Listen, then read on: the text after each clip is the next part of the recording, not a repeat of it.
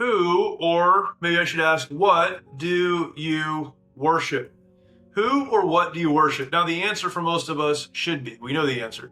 The answer is, well, I worship God. The real question is, what other idols do you have in your life? Now, we don't like to think in today's terms about idols. We don't, as Christians, worship statues and worship idols in that sense or in the classic sense. But there are things that we put value in above God. Anything that we value or invest in more than God and our relationship with Him becomes an idol in our lives.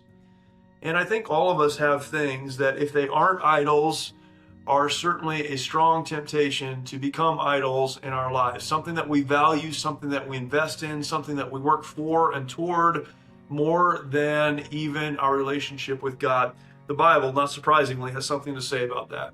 This is the Mighty Oaks Daily Devotional. My name is Jeremy Stolnecker. Psalm 115, verses 1 through 8 says this: Not unto us, O Lord, not unto us, but unto thy name give glory, for thy mercy and for thy truth's sake. So God, it's not about us, it's about you. Verse 2. Wherefore should the heathen say, Where is now their God? But our God is in the heavens. He hath done whatsoever he hath pleased. Verse 4. Their idols are silver and gold, the work of men's hands. They have mouths, but they speak not. Eyes have they, but they see not. They have ears, but they hear not. Noses have they, but they smell not. They have hands, but they handle not. Feet have they, but they walk not. Neither speak they through their throat. They that make them are like unto them. So is every one that trusteth in them. This is a strong passage, strong couple of verses here in the 115th Psalm. Where exactly they're coming from, what motivated them, I don't know, but I think it was the observation of a God follower. The psalmist was talking about worshiping God and having a relationship with God, and it being a real relationship with a real God that created real things and lives in heaven. And he looked at the pagans and he said, they've made their idols, they've made their gods. And even though they've given them eyes they can't see, and mouths they can't speak, and all of the things, they've given them these attributes, but they're not alive. And so are the people that made them. They have all the stuff, but they're not alive. Worshiping idols, putting something, anything, in the place of God, putting something above God and His work.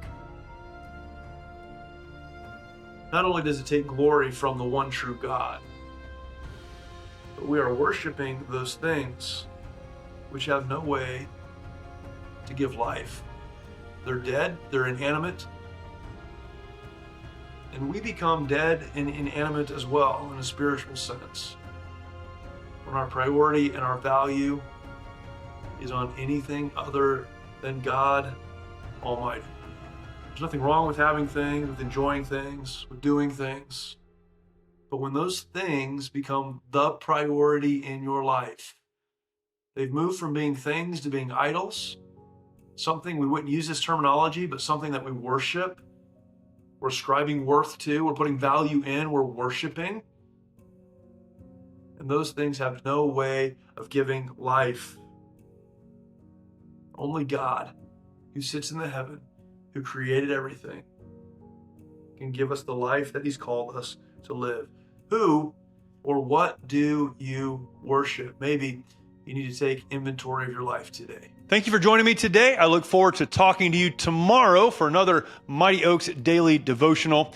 For more information about the Mighty Oaks Foundation and the work that we do for veterans, active duty service members, and first responders, please visit mightyoaksprograms.org.